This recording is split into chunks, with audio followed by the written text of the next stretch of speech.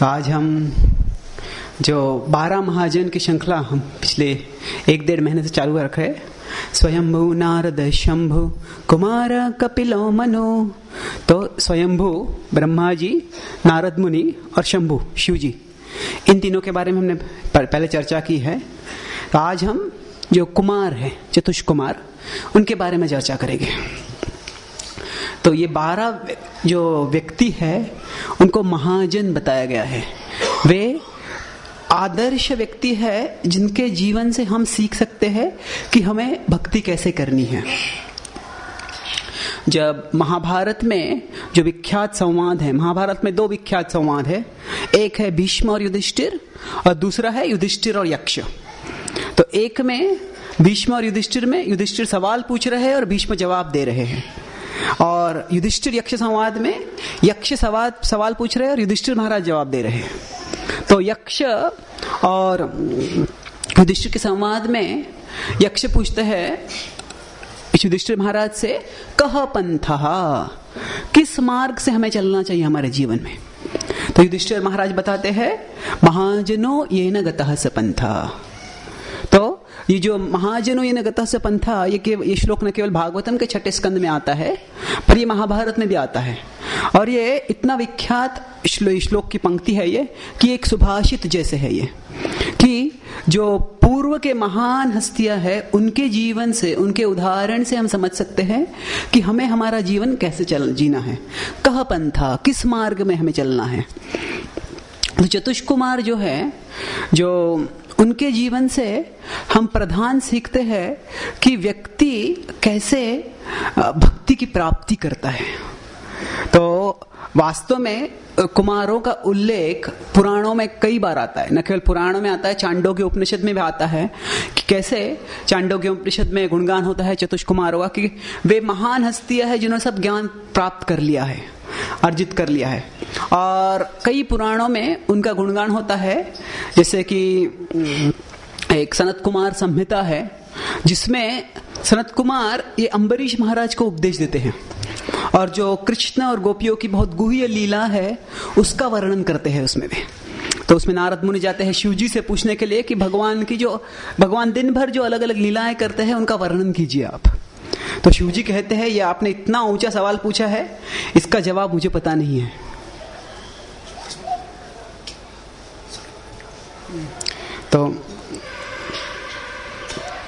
तो आप यह जाके वृंदा देवी से पूछिए।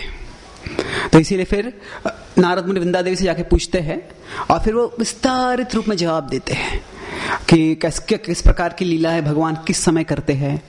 और यह सुन के यह सब सुनाते हमें कौन है? सनत कुमार। सनत कुमार ये 4 कुमारों में से प्रधान कुमार है। तो ये 4 कुमार जो है इनका, तो सनत कुमार संहिता ये कि पूरा ग्रंथ इन्होंने ही वर्णन किया हुआ है।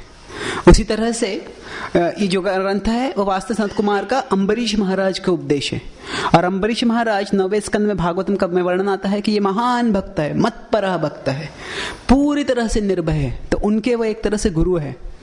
तो उसी तरह से सनत कुमार का वर्णन ये भी आता है कि वे जो 4 संप्रदाय हैं उनमें से एक संप्रदाय है कुमार संप्रदाय। जैसे ये संप्रदाय ये क्या है, हमें अगर ज्ञान प्राप्त करना है तो हमें किसी विद्यापीठ से जुड़ना होता है। अगर मुझे कोई बीमारी हो गई है तो मैं घर में कोई वरिष्ठ व्यक्ति हो गए, उनको पूछ सकते मुझे खांसी हो गई है, क्या करूं मैं। तो बोलेगे आपको थोड़ा आप गर्म पानी ले लो या ये कर लो, आपको बुखार हो गया है, गर्म पट्टी लगा लो सिर पे, कुछ बोलेगे। तो यह जो व्यावहारिक है और यह उपयुक्त भी है।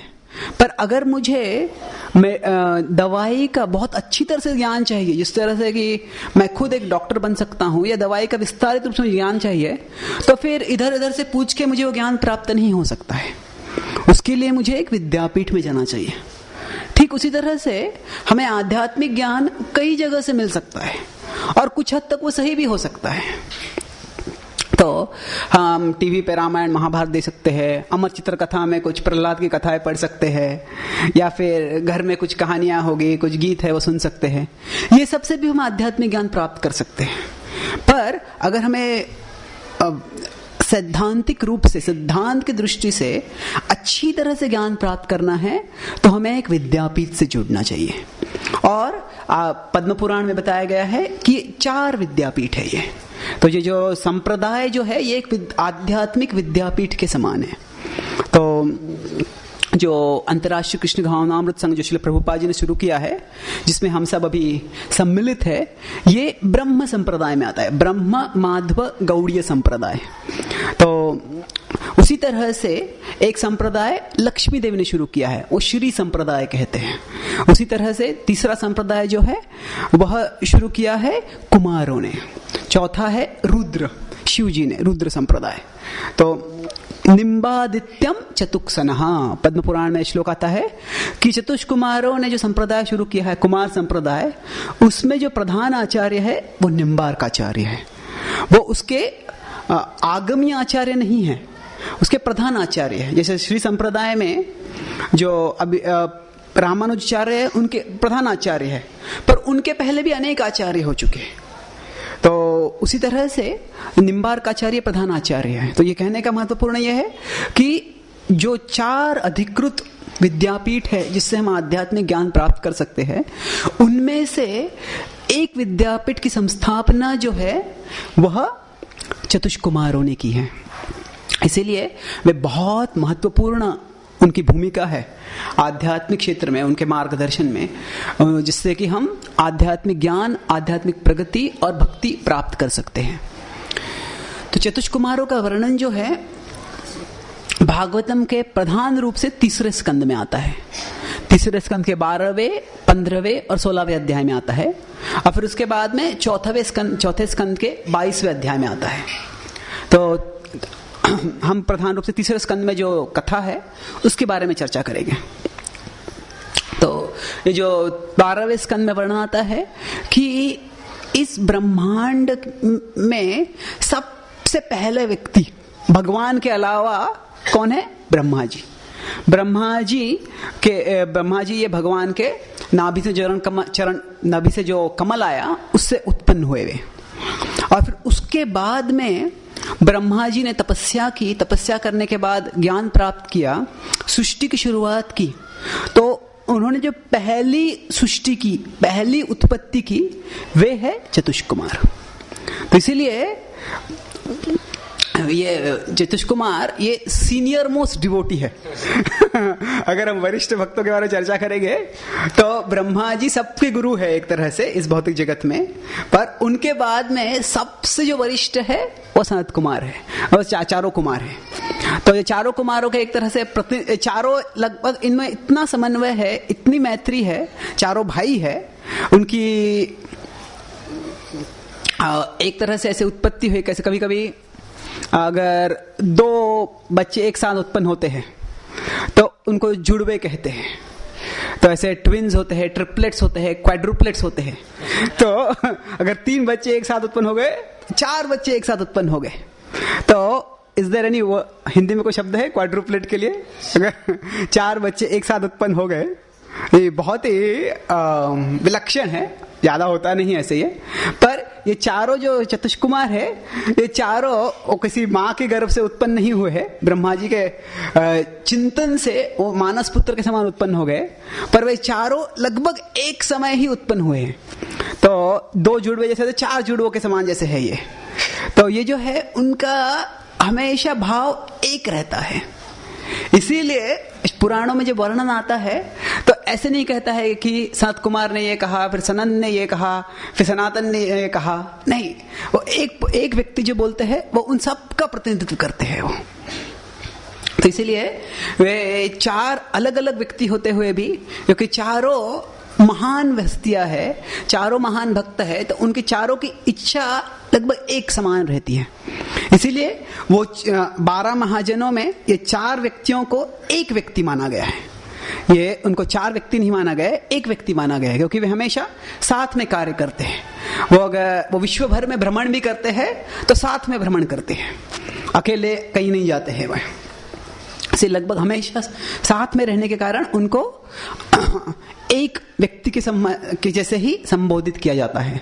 तो ये 4 कुमार जो थे, जब इनका जन्म हुआ तभी से वे, क्योंकि ब्रह्मा जी ने उस समय तपस्या की थी, आध्यात्मिक भगवान का दर्शन किया था, आध्यात्मिक चिंतन कर रहे थे, और फिर ये चतुष्कुमारों को उन्होंने की सृष्टि की, उन्होंने सृष्टि की मतलब उनको उन्होंने पुत्र के रूप में उत्पन्न किया, मानस पुत्र के रूप में।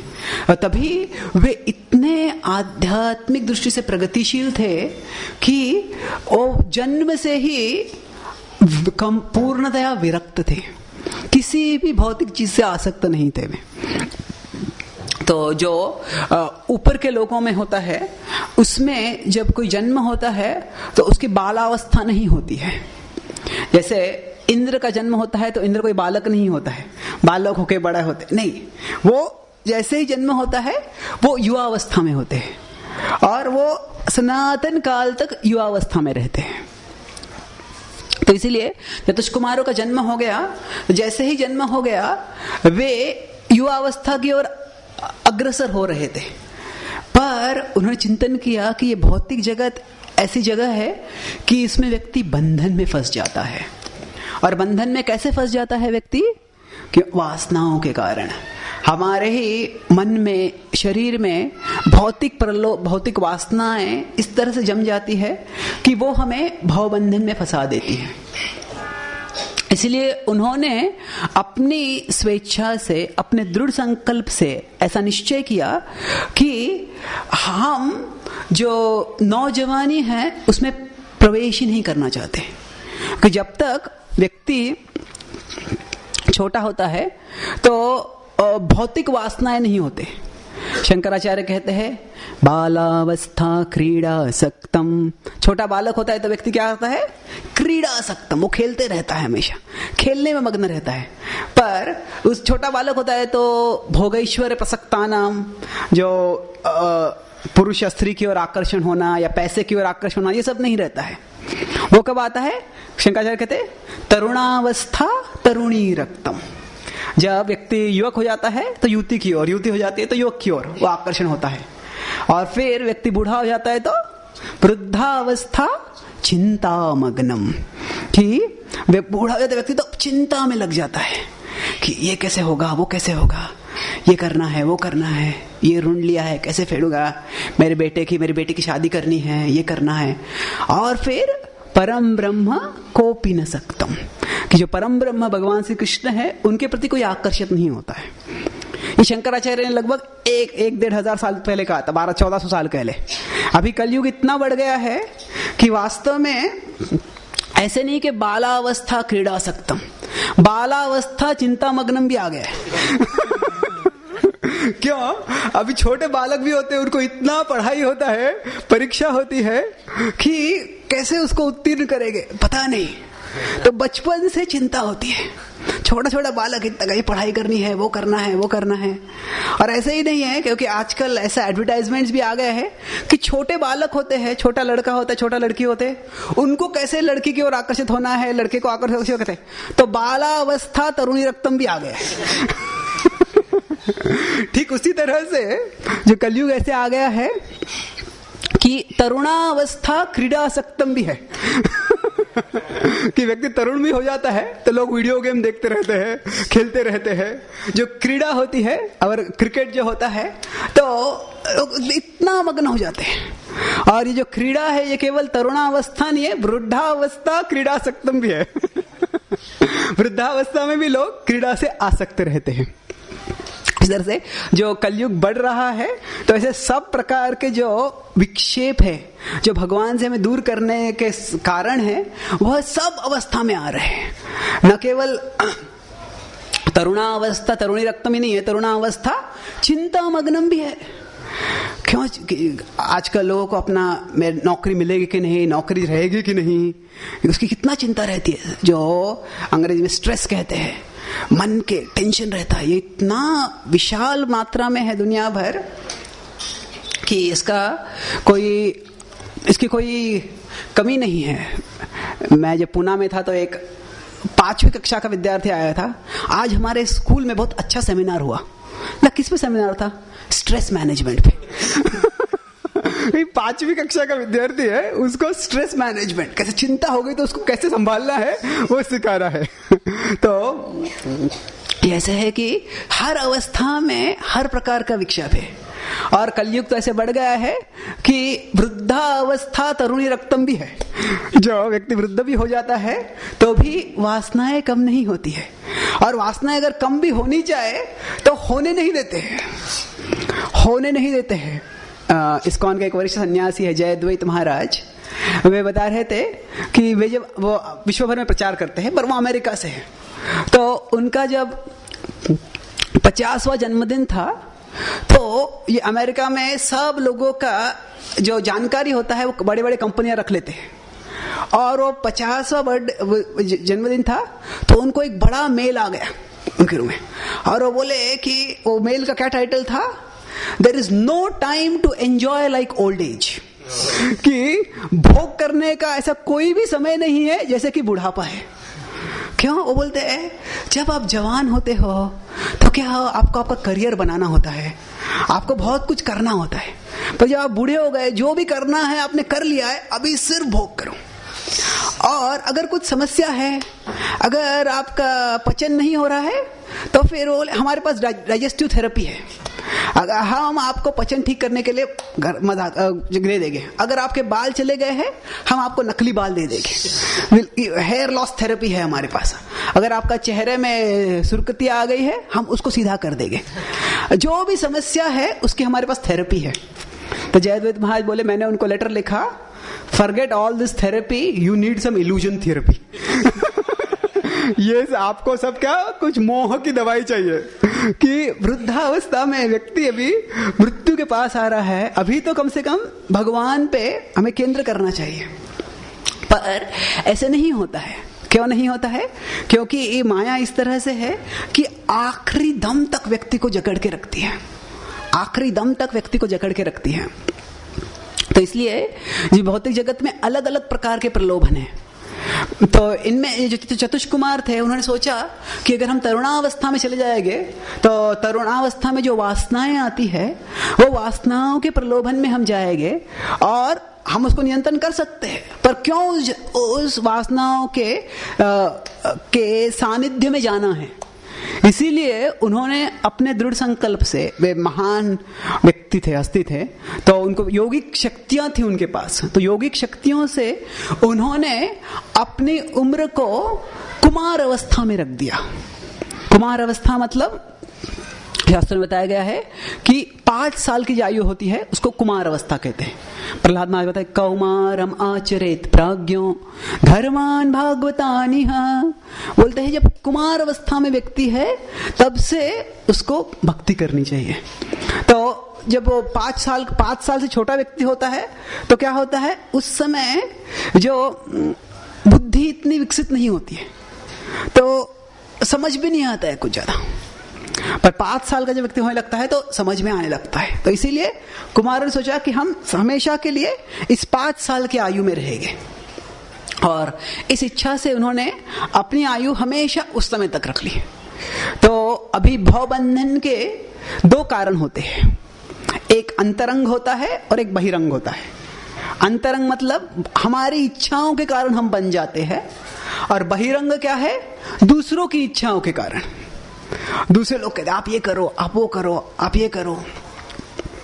जो भौतिक जगत का जो प्रभाव होता है उसके कारण, जैसे बहुत बार जो विद्यार्थीगण होते हैं वो अपने घर में रह रहे होते हैं तो माता पिता संरक्षण में रखते हैं, पर वो जब बाद में कुछ सीनियर कॉलेज के लिए वगैरह हॉस्टल में जाते हैं तो हॉस्टल में क्या होता है, पूरा 24 घंटे कुछ संग रहता है, बुरा संग रहता है, तो कई बार वो उसमें पतन हो जाता है। तो हमारे जीवन में हम प्रलोभन में अंतरंग दृष्टि से फंस सकते हैं और अंदर की वासनाओं से फंस सकते हैं और बाहर के प्रभावों से फंस सकते हैं। तो जो अंदर की जो बाधा थी वो उन्होंने उसको रोक दिया, उसके परे चले गए। किस तरह से? उन्होंने अपना आयु जो था उसको रोक लिया, पर जो बाहर से बाधा थी वो क्या थी, वो उनके पिता थे, ब्रह्मा जी। ब्रह्मा जी की क्या इच्छा थी कि मुझे सृष्टि करने की सेवा दी गई है तो आप इसमें सहयोग करो, मुझे आप सहयोग करो। किस तरह से? आप सृष्टि उत्पन्न करो। आप संतान उत्पन्न करके इस ब्रह्मांड को आप चलाने में मुझे मदद करो। तो कुमारों ने सोचा कि वास्तव में ये ब्रह्मांड चलाना नहीं है, ब्रह्मांड के पार जाना है, तो हम इसमें फंसना नहीं चाहते। तो जब उन्होंने इस तरह से कहा, इस प्रभुपाद जी तात्पर्य में कहते हैं कि जो हमारे वरिष्ठ है उनके आदेशों का हमें कभी उल्लंघन नहीं करना चाहिए। साधारणतया जो हमारे वरिष्ठ होते हैं, हाँ, उनके आदेशों का पालन करना चाहिए। पर अगर हमारे वरिष्ठ ऐसा आदेश देते हैं जो हमारे आध्यात्मिक प्रगति के प्रतिकूल हो, तो फिर उसका पालन करना हमारे लिए बाध्य नहीं है। इसका उदाहरण है प्रहलाद महाराज। प्रहलाद महाराज जो थे वे हिरण्यकशिपु के आदेश का पालन उन्होंने नहीं किया। अगर वो करते थे तो वो उनको भक्ति छोड़ देनी पड़ती थी। वे आदर्शशील थे हिरण्यकशिपु के प्रति, कभी उन्होंने उनके अपमान नहीं किया जानबूझ के, पर उन्होंने अपनी जो भक्ति की दृढ़ संकल्पता थी उसको त्यागा नहीं। तो इसीलिए ये चतुष कुमारों का आदर्श है कि ब्रह्मा जी का जो कर्तव्य था वो कर्तव्य जरूरी है, पर वो एक भौतिक कर्तव्य है कि सृष्टि की उत्पन्न करना है। जो देवता होते हैं उनकी दो भूमिकाएं होती है, एक होती है भौतिक, एक होती है आध्यात्मिक। भौतिक भूमिका होती है कि वे इस विश्व के सरकार में किसी प्रकार के मंत्री है, वो कुछ उनको पद है और उसके अनुसार उनको कार्य करना है। तो वो उनकी भौतिक भूमिका है, भौतिक सेवा है। और उनका आध्यात्मिक भूमिका क्या है? वे भक्त है। तो जो माधव गौड़ीय संप्रदाय के जो संस्थापक ब्रह्मा जी है, वे सृष्टिकर्ता भी है, पर प्रधान रूप से वे भक्त के रूप में ये आध्यात्मिक ज्ञान दे रहे हैं। तो इसीलिए कुमारों ने कहा कि नहीं।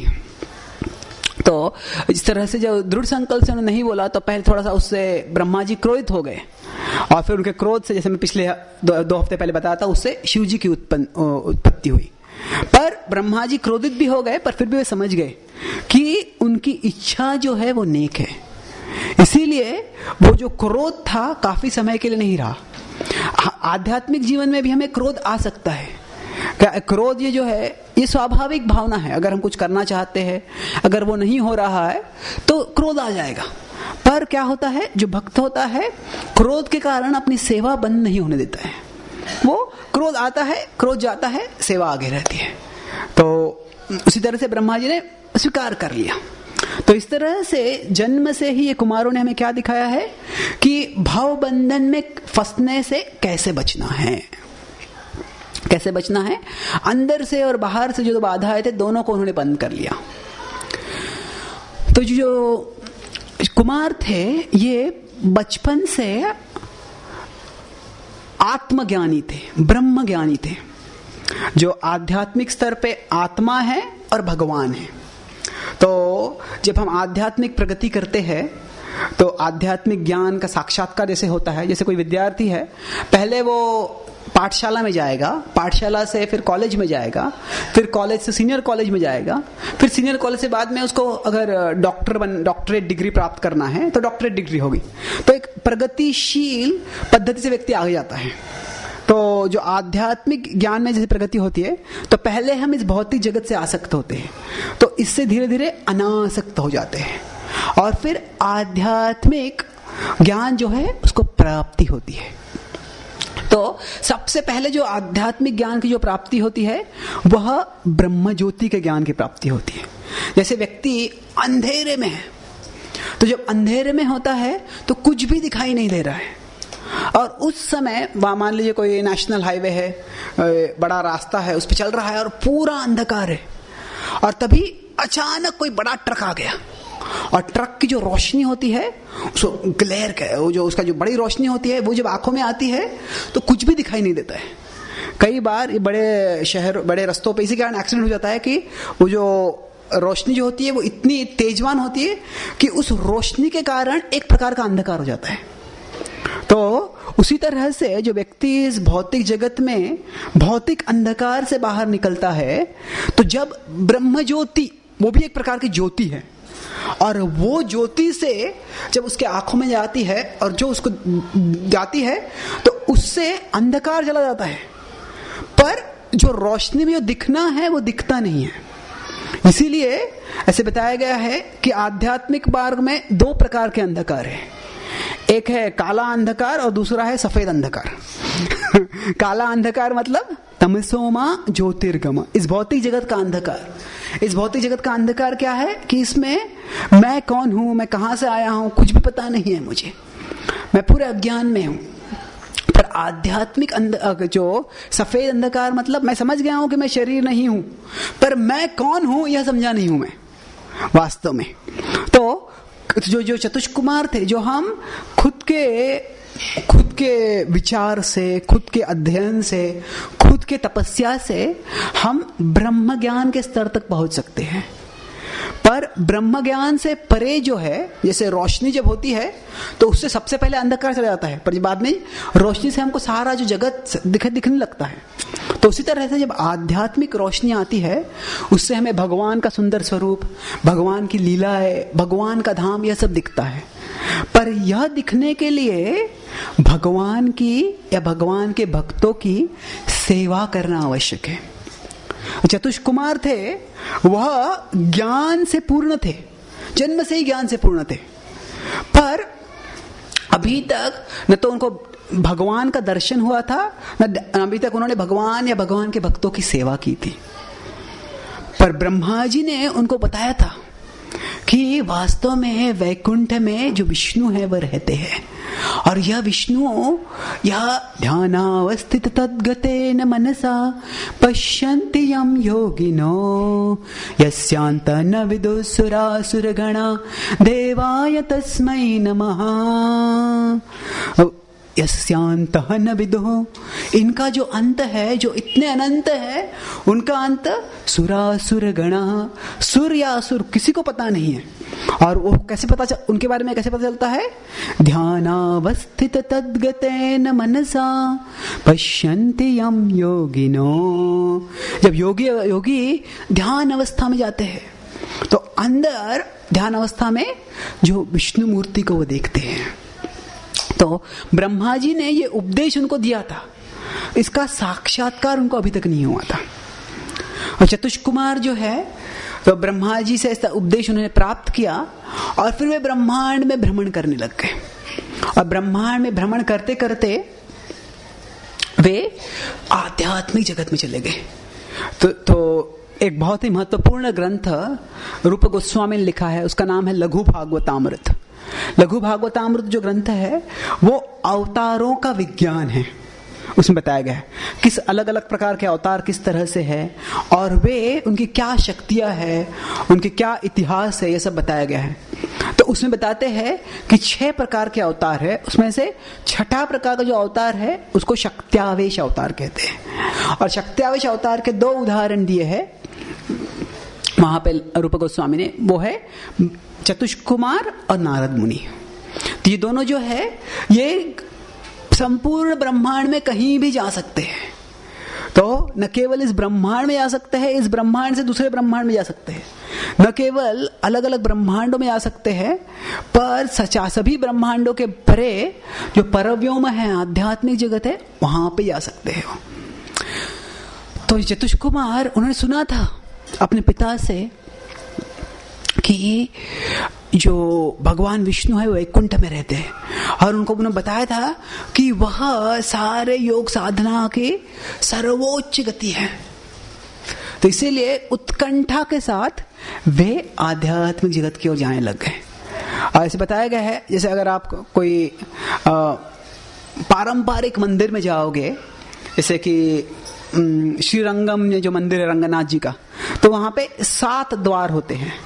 तो 7 द्वारों के परे जाने के बाद फिर जो भगवान का जो ऑल्टर होता है, जहां भगवान का हम दर्शन कर सकते हैं। तो उसी तरह से आध्यात्मिक जगत में भी वैकुंठ के 7 द्वार हैं।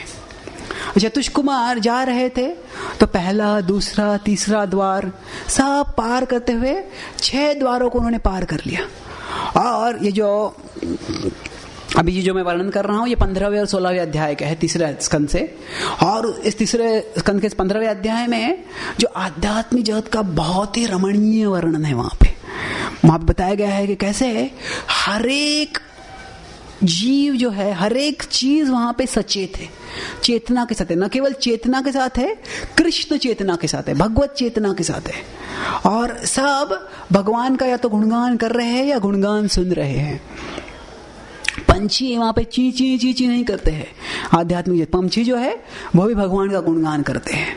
वहां पे जो मधुमक्खी है वह भी जाती है, वो जब जाती है तो जैसे कुछ आवाज आता है, पर वो भौतिक जगत में आवाज आता है। आध्यात्मिक जगत में वो भी आवाज क्या है, वो भगवान के गुणगान है, भगवान का कीर्तन है।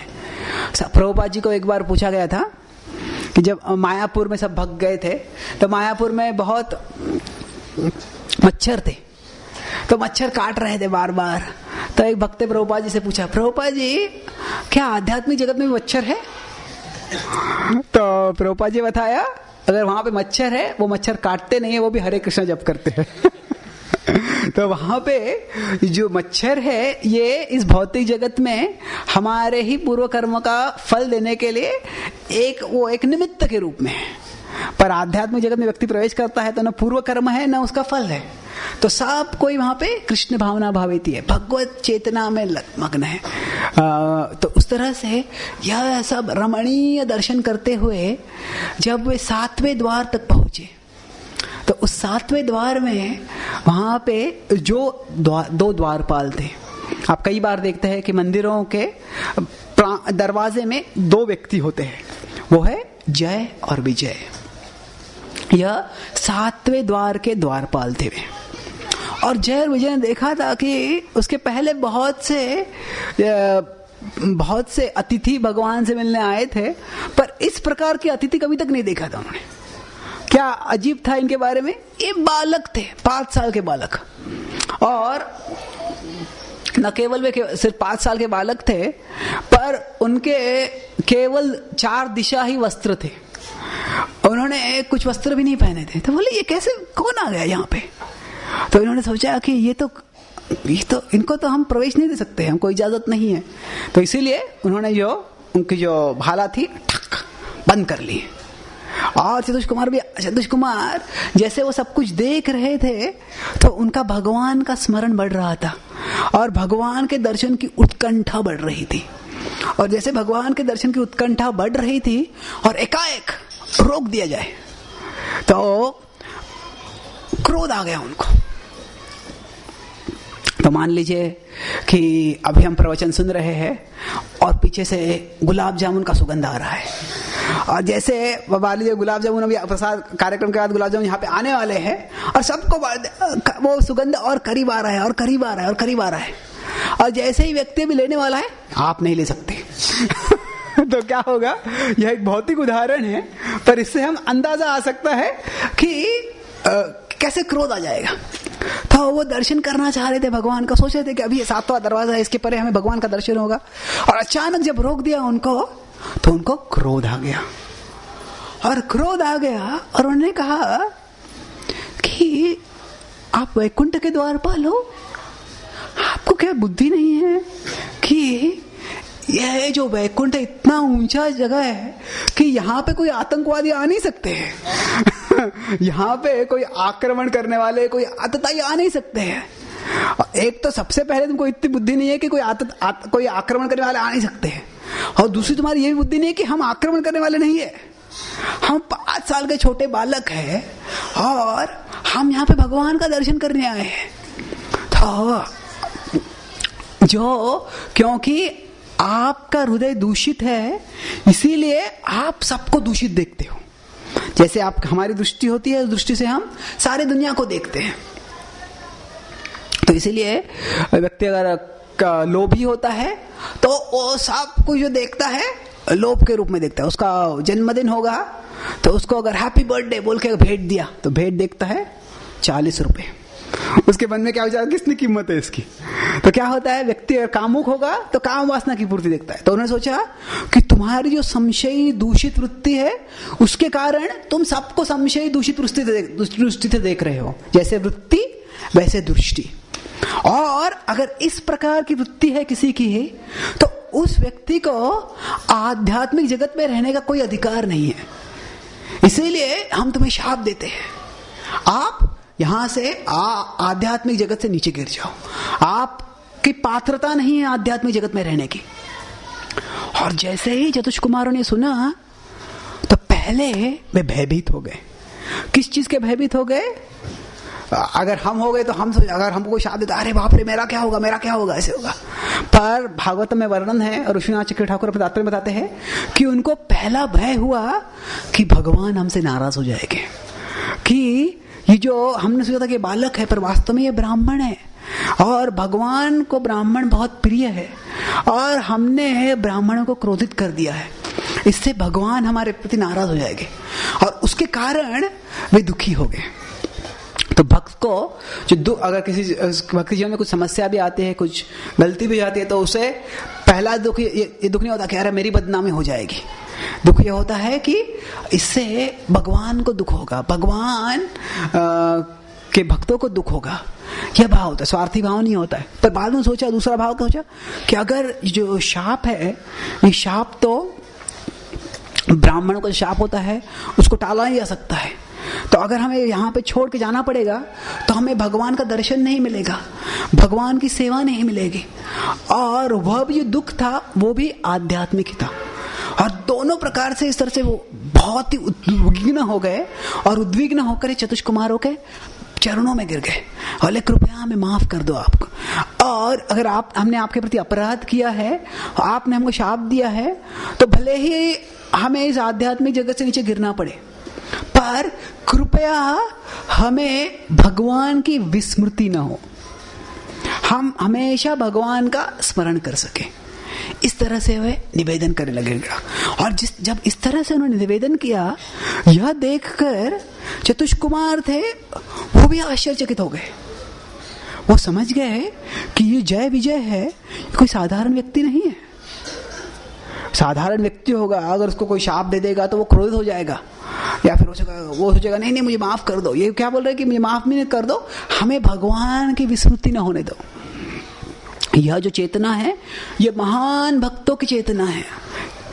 कुलशेखर महाराज कहते हैं कि प्रभु मुझे नरक में जाना पड़े तो भी कोई बात नहीं है, ना हम वंदे तव चरणयोर द्वंद्वम अद्वंद्व हेतो कुंभी पाकम गुरुरपे हरे नारकम नापनेति रम्या रामा का चित्तनुलता। वो बोलते हैं, सुंदर श्लोक है, लंबा श्लोक है, तो हम यहाँ पे समय के कमाओ के वो बोलते हैं कि प्रभु हमको नरक में जाना पड़े तो भी कोई भाव नहीं है। भावे भावे हृदय भवने भावयेयम भवंतम। हमारी एक ही इच्छा है कि हम नरक में, मैं आपकी भक्ति इसलिए नहीं कर रहा हूं कि मैं नरक के शापों से बचूं, मेरी एक ही इच्छा है कि आप मेरे हृदय में हमेशा वास करें। तो यह जो भाव है यह शुद्ध भक्ति का भाव है।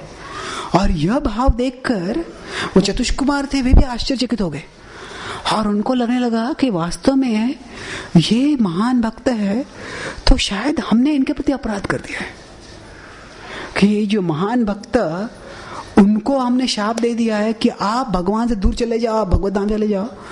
तो ये हमने क्या कर दिया।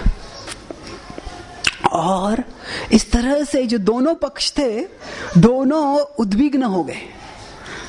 और उस समय जब इस तरह से भक्त दोनों चिंतित हो गए थे, दोनों उद्विग्न हो गए थे, विचलित हो गए, तो वहां पे भगवान स्वयं प्रकट हो गए। और भगवान वहां पे न केवल अकेले आए, वहां पे उनके साथ लक्ष्मी देवी थी, सब पार्षद थे। ऐसे आध्यात्मिक जगत में बताया गया है कि सब देवी देवता भी है आध्यात्मिक जगत में, पर उनको कोई वहां, वो केवल आध्यात्मिक जगत में भगवान का गुणगान करते हैं।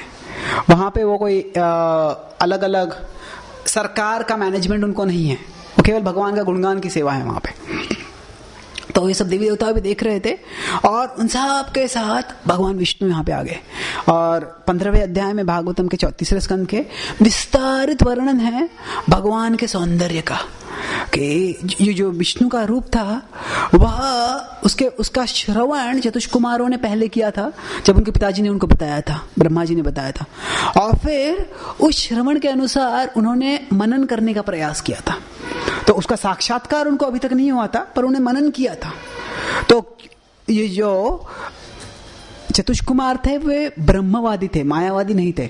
मायावादी जो होते हैं वो कहते हैं कि भगवान का रूप माया है और उसके परे है भी जाके ब्रह्म में लीन होना है। पर जो ब्रह्मवादी होते हैं वो ब्रह्म की ओर आकर्षित होते हैं, तो जो भगवान का रूप है उसकी ओर उनका इतना आकर्षण नहीं है। क्यों आकर्षण नहीं है?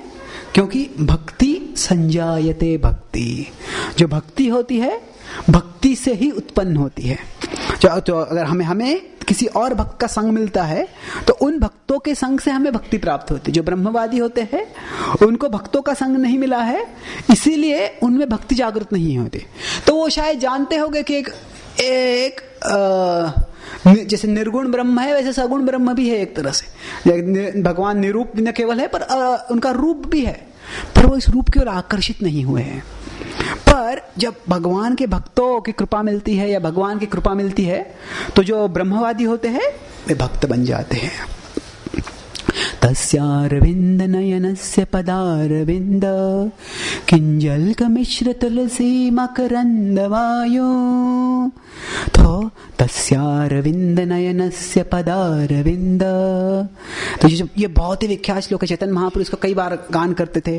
भक्ति रसामृत सिंधु में भी इसका वर्णन है। इस श्लोक का क्या अर्थ है कि अरविंद नयनस्य, जो भगवान है उनके अरविंद नयन है। तस्यारविंद नयनस्य पदारविंद, उनके जो चरण कमल है उनके चरण कमलों में तुलसी थी। किंजल्क मिश्र तुलसी मकरंद वायो, उनके चरण कमलों में तुलसी थी। वो तुलसी से जो वायु आई, उससे जो हवा बह रही थी वो हवा उनके नाकों में प्रवास किया। संक्षोभमक्षरज श्याम अपिचित तन्वो, उससे क्या हो गया? केवल उस तुलसी का सुगंध जो था उस सुगंध से वे इतने आकर्षित हो गए कि उनका जो ब्रह्मज्योति के प्रति आकर्षण था वो अंत हो गया और वे भगवान के भक्त बन गए, भगवान की ओर पूर्णतः आकर्षित हो गए। और इस तरह से जब वे भगवान का दर्शन करके भगवान का जो सुंदर रूप था उसको अपने आंखों से न केवल देख रहे थे पर वो पी रहे थे। नेत्रे पिबंती नयनाभिरामा, नेत्रों से पी रहे थे। और तभी भगवान विष्णु ने बोलना शुरू किया। तो ये 16वें अध्याय में वर्णन आता है। और जो भगवान विष्णु की जो वाणी है वह बहुत गुह्य है। उसका एक बाह्य अर्थ है और उसका एक अंतरंग अर्थ है। तो इसका जो वर्णन है प्रभुपाद जी और ऋषिनाथ जी ठाकुर अपने तात्पर्य में करते हैं। तो भगवान कहते हैं कि जो आप सब ब्राह्मण जो ब्राह्मण है वो मुझे इतने प्रिय है कि वास्तव में मेरे जीवन से वो मेरे जीवन से अधिक प्रिय है मुझे। और वे कहते हैं कि अगर मेरा हाथ अगर ब्राह्मणों के प्रति अपराध करता है तो मैं मेरे हाथ को काट दूंगा। भगवान कह रहे मैं मेरे स्वयं के हाथ को काट दूंगा अगर मेरा हाथ ब्राह्मणों के प्रति अपराध करे थे। और दुनिया कहती है कि मैं सबको शुद्ध करता हूं और मैं लक्ष्मी का स्वामी हूं, पर वास्तव में सत्य नहीं है। वास्तव में मैं क्योंकि ब्राह्मणों के चरण कमलों के धूलि को मेरे सिर पे लेता हूं उसके कारण मैं शुद्ध होता हूं। और क्योंकि मेरे सिर पे धूलि है इसलिए लक्ष्मी देवी मेरे साथ में रहती है।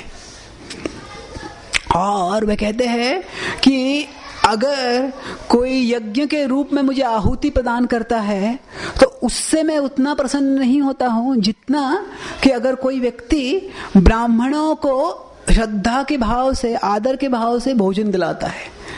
और अगर कोई ब्राह्मण क्रोधित भी हो जाते हैं और शाप भी देते हैं तो भी अगर वो व्यक्ति शांत रहता है और आदर से वो ब्राह्मणों को सांत्वना करता है तो मैं उस व्यक्ति से बहुत प्रसन्न हो जाता हूं।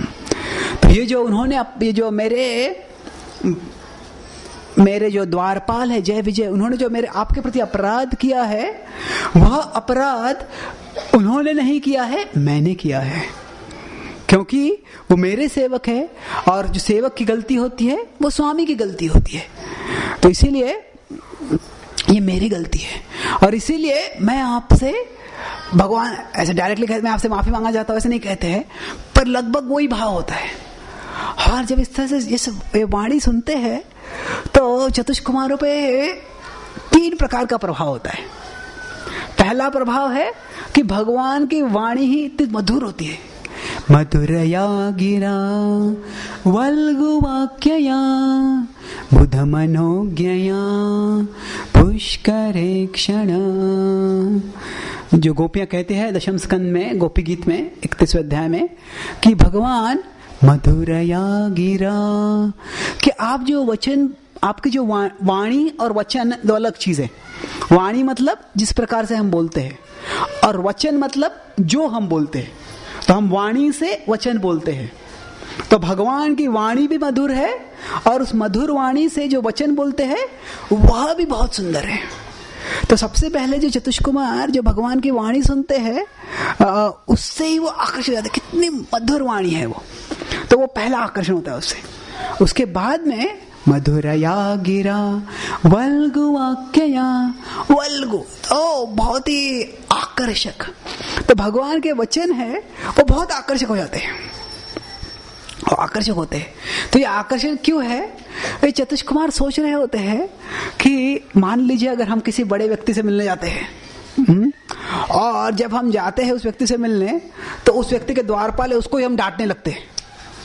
तो अगर वो द्वारपाल ऐसे ही कोई साधारण वहां पे नौकर है वहां पे, तो कोई बड़ी बात नहीं है।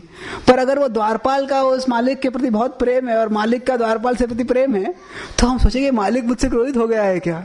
तो उसी तरह से जब ये कुमार जब जय विजय की भक्ति देखते हैं तो वे मोह में पड़ जाते, वे विचार में पड़ जाते हैं कि वे भी चिंतित है कि भगवान हमसे क्रोधित हो गए या क्या प्रभाव होगा कि भगवान के जो इतने महान भक्त है उनको हमने शाप दे दिया है, तो क्या होगा इससे। तो इसीलिए जब भगवान इस तरह से बोल रहे हैं तो वो सोचते हैं कि भगवान प्रामाणिकता से बोल रहे हैं या भगवान हमारी खिल्ली उड़ा रहे हैं, कि भगवान हमारा मजाक कर रहे हैं। क्योंकि ये तो कभी संभव नहीं है कि लक्ष्मी देवी अगर भगवान की ओर आकर्षित है तो भगवान का ही सर्वाकर्षित्व है, उसके कारण आकर्षित है। ऐसे नहीं है कि लक्ष्मी देवी कि भगवान के चरण, भगवान के सिर पे ब्राह्मणों की धूली है, इसके कारण लक्ष्मी देवी आकर्षित है उनसे। और वैसे ही भगवान पवित्राणाम पवित्रम यो, वह सब चीजों में पवित्र है। मंगलानाम च मंगलम, वह सब चीजों में सब मंगल चीज है। तो वो सोचने लग गए कि जो बता रहे हैं भगवान, यह क्या हमारा मजाक कर रहे हैं या क्या सत्य बता रहे हैं। सत्य तो हो नहीं सकता है, पर भगवान उनका जो प्रसन्न हासारुण लोचन साथ, उनका जो चेहरा है, उनकी वाणी है इतनी प्रसन्न है कि इतनी शांत और प्रसन्न है कि ऐसे भी लग रहा है कि ये क्रोधित होके कुछ व्यंग्यात्मक रूप से कुछ बोल रहे हैं। तो वो सोचने लग गए ये भगवान क्या बोलना चाहते हैं, ये प्रसन्न है या क्रोधित है, क्या है। तो इस तरह से वो पूरी तरह से मग्न हो गए भगवान के वचनों में, भगवान के वचन के कारण। और फिर सोचने लग गए कि जो भी हो, अभी हम भगवान को हमारी प्रार्थनाओं से प्रसन्न करते हैं। तो अगर वे क्रोधित है तो शांत हो जाएंगे, और क्रोधित नहीं है तो भी उनका गुणगान जब करेंगे तो वो और प्रसन्न हो जाएंगे। और फिर वो कहते हैं कि हे प्रभु, हम आपका दर्शन करने आए थे और हम आपके दर्शन की इतनी उत्कंठा थी हमें कि हम सब कुछ भूल गए उसमें। और जब कुछ व्यत्यय आ गया हमें आपके दर्शन में, तो हम क्रोधित होकर हमने आपके सेवकों को शाप दे दिया है। तो जो विश्वनाथ चक्रवर्ती बताते हैं इसमें कि जो ब्राह्मण होते हैं अलग अलग प्रकार के होते हैं। कुछ नाम के ब्राह्मण होते हैं, सिर्फ जन्म से ब्राह्मण है, पर कुछ ब्राह्मणों का गुण नहीं है उनमें। और कुछ ऐसे ब्राह्मण होते हैं जिनमें थोड़ी भक्ति भी है, और कुछ ऐसे ब्राह्मण होते हैं जो शुद्ध भक्त होते हैं। तो जो शुद्ध भक्त ब्राह्मण जो है वो उनका जो उदाहरण देते हैं भक्त राम सिंधु में, वह है नारद मुनि। ब्रह्मा जी से जन्म हुआ उनका ब्राह्मण ही है वह। और जो भक्ति और ज्ञान से मिश्रित जो है वह है, उसका उदाहरण देते हैं वशिष्ठ। जो रामायण में जो वशिष्ठ है, वो वशिष्ठ नाम के जो ऋषि है, उनका भागवत में भी लीला आती है। तो वे एक प्रकार के मिश्रित भक्त है वो। और फिर कहते हैं, और बहुत से लोग जो होते हैं स्मार्त ब्राह्मण होते हैं, वो केवल नाम से ब्राह्मण होते हैं पर उनकी कोई भक्ति नहीं होती है।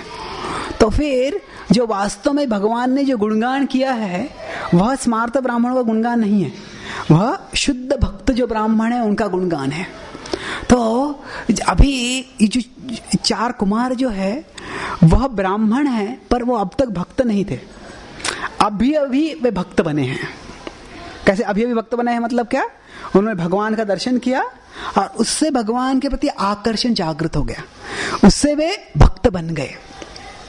तो भक्त रसामृत सिंधु में रूप गोस्वामी बताते हैं, और उसके जो तात्पर्य लिखा है दुर्गम संगमनी टीका नाम के जीव गोस्वामी ने, उसमें जीव गोस्वामी बताते हैं कि जो भगवान का साक्षात दर्शन है और भगवान के सेवकों का संग है, इन दोनों के प्रभाव से जो चतुष्कुमार थे, चतुष्कुमार वे ब्रह्म ज्ञान में थे। तो ब्रह्म ज्ञान से ऊपर है, आप जानते हैं कि भगवान के भक्ति में 5 रस होते हैं। शांत रस मतलब जैसे आध्यात्मिक जगत में पेड़ वृक्ष वगैरह होते हैं, वे भगवान का हमेशा चिंतन करते रहते हैं और शांति की दृष्टि से सेवा करते हैं। वो दास्य रस का उदाहरण है हनुमान जी, वो भगवान के दास्य भाव से अलग अलग प्रकार से सेवा करते हैं। तो वैसे ही साख्य रस जो है भगवान के मित्र अर्जुन है, उससे ऊंचा है वात्सल्य रस, जैसे यशोदा माई है, माँ के रूप में उनकी सेवा करते हैं भगवान की। और सर्वोच्च है माधुर्य रस, राधा रानी जो है वो भगवान की सेवा करती, सीता देवी जो है माधुर्य भाव में।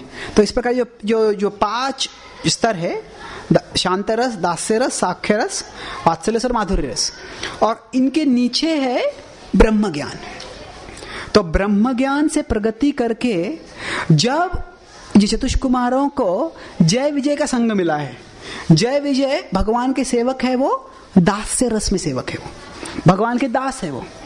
तो उनकी सेवा के कारण दास्य रस में जो भक्त है उनकी अगर संग मिलता है, उनका कृपा मिलती है, उनका सानिध्य होता है, तो व्यक्ति दास्य रस तक जा सकता है। अगर हमें माधुर्य रस की प्राप्ति करनी है तो जो माधुर्य रस में भक्त है उनकी सेवा करनी चाहिए, उनका कृपा प्राप्त करनी है। तो चतुष्कुमारों को जब जय विजय का संग मिला, उससे वे दास्य रस तक पहुंच सकते थे, पर क्योंकि उन्होंने चतुष्कुमारों ने जय विजय के प्रति अपराध किया, इसीलिए जितनी उनकी प्रगति हो सकती थी उतनी प्रगति नहीं हुई। पर क्योंकि भक्तों का संग था, तो भक्त रसामृत सिंधु में वर्णन आता है, जी गोस्वामी इसका विस्तार करते हैं कि अगर हम भक्तों के संग में भक्तों की सेवा करते हैं तो हम बहुत प्रगति कर सकते हैं, और जिस भक्त की जिस स्थिति है उस स्थिति तक हम पहुंच सकते हैं। पर भक्तों की सेवा करते समय अगर हम थोड़ा सा अपराध करते हैं तो फिर जितनी प्रगति हो सकती है उससे कम प्रगति होती है। और भक्तों के संग में रह के हम बड़ा अपराध करते हैं तो जहां पे है वहां से पतन भी हो सकता है। तो यहाँ पे जो चतुष्कुमारों ने जय विजय के प्रति अपराध किया था, वो एक तरह से भक्त को शाप देना ये एक बड़ा अपराध है। पर क्योंकि वो अज्ञान में था, वो जानते नहीं थे कि जय विजय ये महान भक्त है, और क्योंकि वो जो अपराध था वो कोई भौतिक क्रोध के कारण नहीं था, वो भगवान के दर्शन की उत्कंठा थी। भगवान का दर्शन हमें कब मिलेगा, उस भाव से उतावले थे, और उसके कारण वे क्रोधित हो गए थे। तो इसलिए वह बड़ा अपराध नहीं था, वह लघु अपराध भी नहीं था, वो विभु अपराध भी नहीं था, वो मध्यम अपराध था। और मध्यम अपराध के कारण क्या हो गया, वो जितना प्रगति कर सकते थे उतना प्रगति नहीं कर पाए, और वे जो ब्रह्म ज्ञान से शांत रस तक पहुंचे। तो चतुष्कुमार जो है वे शांत रस के आदर्श भक्त हैं। शांत रस मतलब वह भगवान के विभूतियों पे चिंतन करके, भगवान के व्यक्तित्व पे चिंतन करके, चिंतन करने में वे आनंद लेते हैं, पर वह भगवान का पार्षद बन के भगवान की व्यवहारिक रूप से कोई सेवा करने का भाग्य उनको नहीं मिलता है। और फिर इस तरह से जब चतुष्कुमारों ने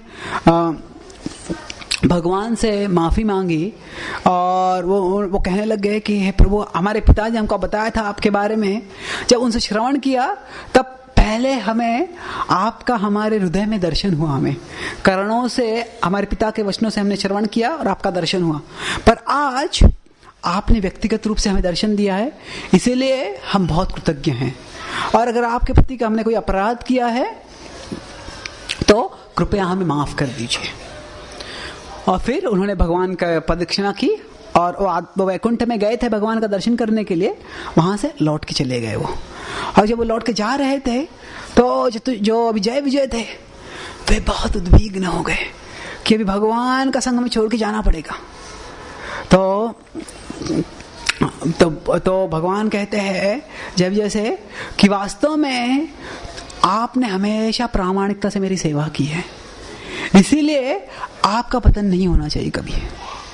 पर साथ साथ क्योंकि ब्राह्मण ने आपको शाप दिया है और जब ब्राह्मण के वचन है उनका मैं आदर करना चाहता हूं, इसीलिए जो शाप है इसको टाला भी नहीं आ सकता है। तो इसीलिए मैं आपको एक सुविधा देता हूं। क्या सुविधा देता है? वो कहते हैं कि आप जय और विजय के रूप में अभी एक एक व्यक्ति है, आप दो में विस्तारित हो जाओ और जय विजय जो स्वरूप में है वो आप हमेशा मेरे साथ रहोगे और आपका जो एक विस्तार है वह मुझे छोड़ के भौतिक जगत में चला जाएगा। और इसकी पुष्टि करने के लिए विश्वनाथ ठाकुर बताते हैं कि 8वें स्कंद में जब बलि महाराज की लीला आती है, तो जब बलि महाराज वहां पे होते हैं तो भगवान विष्णु वामन देव के रूप में यहाँ पे आते हैं, तो तभी वामन देव पे आक्रमण करने के लिए बलि महाराज के साथ जो राक्षस है वो सब आते हैं और वो राक्षसों का प्रतिकार करने के लिए वहां पे जय विजय होते हैं और जय विजय उन सबको तुरंत रोक देते हैं। तो चक्रवर्ती पाद वहां पे सवाल करते हैं कि जो 3 शाप है वो अभी तक पूर्ण नहीं हुए हैं, तो जय विजय भी वहां पे आध्यात्मिक जगत में कैसे है वे? तो कहते हैं कि वास्तव में आध्यात्मिक जगत से किसी का पतन नहीं होता है, खास करके अगर किसी ने भगवान की ईर्ष्या नहीं की है, भगवान का द्वेष नहीं किया है, भगवान से स्वतंत्र होकर भोग करने की इच्छा नहीं की है, तो व्यक्ति का पतन नहीं हो सकता है। चतुष कुमार का शाप भी लगा है, तो भी जो भगवान के प्रामाणिक सेवक जय विजय उनका पतन नहीं हो सकता है। इसीलिए हम देखते हैं कि आचार्यों ने हमेशा जब भी मंदिर बनाए हैं तो उन्होंने सोचा कि जय विजय का पतन हो गया, ऐसे जय विजय भगवान के द्वारपाल नहीं है, हमेशा वो जय विजय की जो मूर्ति है मंदिर के साथ रखते हैं। क्यों? क्योंकि वे सनातन काल से वो द्वारपाल हैं। और जो चतुष कुमार है कितने भी शक्तिशाली क्यों ना हो, पर जो ब्रह्मज्ञानी व्यक्ति है उसका शाप भक्त को प्रभाव नहीं कर सकता है। पर यहाँ पे दिखाने का भाव क्या है कि वो जो ब्राह्मण व्यक्ति है उनको क्रोधित करता है व्यक्ति, उनका शाप मिलता है, तो वो शाप से भले ही जय विजय पतित नहीं हो गए पर उससे वे प्रभावित हो गए, उनके एक विस्तार को तो इस भौतिक जगत में आना पड़ा। तो इसीलिए इससे चक्रवर्ती पाद बताते हैं कि इस लीला से दर्शाया गया है कि हमें किसी के प्रति अपराध करने के लिए कितना चौकन्ना रहना चाहिए। तो ये दोनों प्रकार से अपराध है। जय विजय ने चतुष कुमारों का अपराध किया और चतुष कुमारों ने जय विजय का अपराध किया। तो इसका मूल भाव क्या है कि भक्तों को किसी भी कारण से एक दूसरे से झगड़ा नहीं करना चाहिए, क्योंकि जब 2 भक्त होते हैं दोनों भगवान से के लिए प्रिय है। तो हमें लग सकता है कि मैं जो बोल रहा हूं मैं सत्य है, कोई और बोल सकता है, दूसरा बोलता है वह सत्य है, मैं जो बोल रहा सत्य है, यही अच्छी तरह से करना चाहिए। तो भौतिक जगत में व्यावहारिक रूप से कई बार मतभेद आ सकते हैं और मतभेदों का एक संवेदनशील भाव से, एक परिपक्व पद्धति से उसका निवारण करना है। अगर हम 2 भक्तों के बीच में झगड़ा हो जाता है, दोनों क्रोधित हो जाते हैं, तो उससे दोनों एक दूसरे के प्रति अपराध कर रहे हैं। ऐसे हमें नहीं सोचना चाहिए कि तुम मेरे प्रति क्रोधित हो रहे, तुम मेरे प्रति अपराध कर रहे हो, मैं इतना महान भक्त हूं, तो ऐसे नहीं सोचना चाहिए हमें। पर हमेशा हमें सोचना चाहिए कि दूसरे भक्त है, वे भी इस दुनिया में लाखों मात्रा में लोग हैं, उनसे कितने लोग भक्ति कर रहे हैं। तो उनमें से मनुष्यानाम सहस्रेषु, कोटि लोगों में कुछ ही लोग भक्त है। तो हर एक भक्त भगवान के प्रति कितना प्रिय है। किसी के भक्त के प्रति मैं कुछ बुरा बोलूंगा तो वो एक अपराध है, तो इसलिए मुझे अपराध नहीं करना चाहिए। तो चतुष कुमार जो थे ऐसे नहीं समझना चाहिए हमें कि केवल दास्य रस में है इसलिए वो महान भक्त नहीं है। दास्य रस भी आध्यात्मिक जगत का ही एक भाग है और वे भगवान के शुद्ध भक्त है और भगवान का साक्षात दर्शन हुआ है उनका, और उनकी कृपा से जो कोई कुमार संप्रदाय में महान भक्त हुए हैं वो सब भी पीढ़ियों पीढ़ियों तक उद्धार, शुद्धिकरण करके उनका उद्धार होके वे भगवत धाम की प्राप्ति कर रहे हैं। चतुष कुमार जो है इस तरह से उनके जीवन से वो दिखाते हैं हमें कैसे भौतिक प्रलोभन से बचना है, भगवान के दर्शन के लिए उत्कंठित हमेशा रहना है, और अगर हमारी सेवा के नाम पे भी अगर किसी के प्रति हम किसी के प्रति क्रोध हो जाते, अपराध कर देते, तो उससे चौकन्ना रह के माफी मांग कर हमें भक्ति में अग्रसर होना है। यह सब हम चतुष कुमार सीख सकते हैं। इस तरह से विमहाजनो ये न कतः सपंथा। किसी का कोई सवाल है? Yes pro.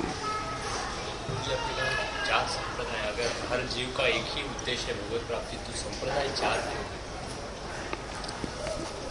सभी प्रभु जी का सवाल है कि चार संप्रदाय है, तो सभी जीवों का अगर एक ही उद्देश्य है कि भगवत धाम की प्राप्ति करनी है, तो चार संप्रदायों की जरूरत क्या है? वास्तव में प्रभुपाद जी कहा करते थे कि विविधता जो है यह भोग की माता है, variety is the mother of enjoyment. तो विविधता यह न केवल भौतिक जगत में अलग अलग प्रकार के व्यक्तियों के बद्धावस्था के कारण है, विविधता या आध्यात्मिक जगत में भी है। अगर हम इस सवाल को ले सकते हैं, तो अगर भगवान एक ही है तो भगवान के अलग अलग रूपों की क्या जरूरत है? तो अद्वैतम अच्युतम अनादिम अनंत रूपम। तो भगवान के इतने अलग अलग रूप क्यों हैं? क्योंकि अलग अलग भक्तों का अलग अलग भाव है, और अलग अलग भावों के अनुसार भक्त अलग अलग भगवान के गुणों की ओर, भगवान की लीलाओं की ओर, भगवान के रूप की ओर वो आकर्षित होते हैं। तो उसी तरह से आध्यात्मिक जगत में दो चीजें, साधन और साध्य। तो जो साधन है मतलब जो हमें प्राप्त करना है, साध्य मतलब जिस पद्धति से प्राप्त करना है। तो जैसे हमें यहाँ से बॉम्बे जाना है तो हम कार से जा सकते हैं, बस से जा सकते हैं, ट्रेन से जा सकते हैं, प्लेन से जा सकते हैं, पैदल भी जा सकते हैं चाहिए तो मुश्किल है, पर अलग अलग पद्धति से जा सकते हैं। तो जो उद्देश्य है बम्बई जाना, और साधन है बम्बई जाना, साध्य जो है बम्बई जाना है, साधन जो है किस पद्धति से मैं प्रवास करने वाला हूं। तो उसी तरह से जो भगवत धाम की प्राप्ति है, तो उसमें भगवान के भी अलग अलग रूप है, और भगवान को प्राप्त करने के लिए अलग अलग साधन हैं। उन साधनों में भी भक्ति सर्वश्रेष्ठ है, पर भक्ति में भी अलग अलग भाव है। जैसे गौड़ीय संप्रदाय में, हमारे संप्रदाय में रागानुगा भक्ति है और वैदिक भक्ति है, और दोनों प्रकार की भक्तियों से भगवत धाम की प्राप्ति होती है। तो ऐसे नहीं है कि वैदिक भक्ति से रागानुगा भक्ति जाना है, वैसे भी हो सकता है, पर वैदिक भक्ति से भी आध्यात्मिक जगत की प्राप्ति हो सकती है। तो जो विविधता जो है वह व्यक्तित्व का एक लक्षण है। Variety is a characteristic of personality, individuality and personality. जब अलग अलग व्यक्ति होते हैं तो अलग अलग व्यक्तियों की अलग अलग भावनाएं होती है, वृत्तियां होती है, आकर्षण होते हैं। तो उसके अनुसार भगवान ने भी अलग अलग मार्ग दिए हैं। चार संप्रदाय जो है, जैसे यहाँ पे हम देखते हैं कि अगर इंजीनियरिंग को, अगर किसी को इंजीनियर बनना है, तो भारत में सबसे प्रधान कॉलेज जो है वो IIT है। तो अभी सब लोग एक ही IIT में जा सकते हैं। तो अलग अलग IIT क्यों हैं?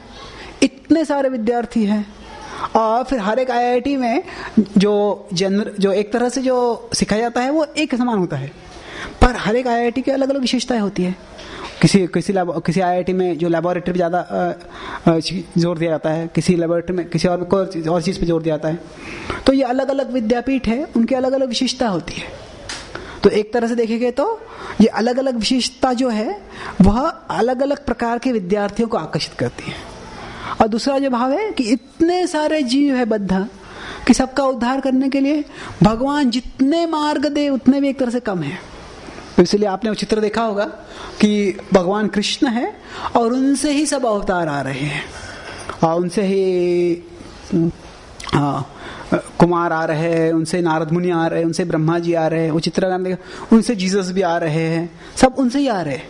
तो एक ही भगवान से वे सब आ रहे हैं और वो सब हमें भगवान के पास ले जाने के लिए मार्ग दे रहे हैं।